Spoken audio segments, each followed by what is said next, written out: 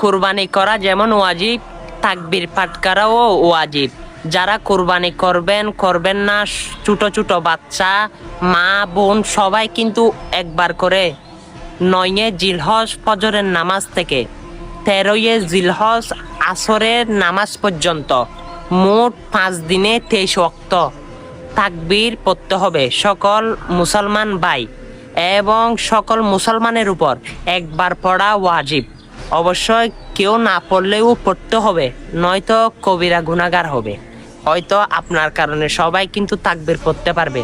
তাকবীরটি হচ্ছে আল্লাহু আকবার, আল্লাহু আকবার, লা ইলাহা ইল্লাল্লাহু, আল্লাহু আকবার, আল্লাহু আকবার, ওয়ালিল্লাহিল হাম। হ্যাঁ, আপনি কিন্তু সকল মুসলমানের কাছে পৌঁছে দিতে পারেন। অবশ্যই ওয়াজিব। হ্যাঁ, হয়তো বুঝতেছেন না কত নেকির অধিকারী আপনি হবেন। ভিডিওটা শেয়ার করে সকলকে জানিয়ে দিন। আমিন।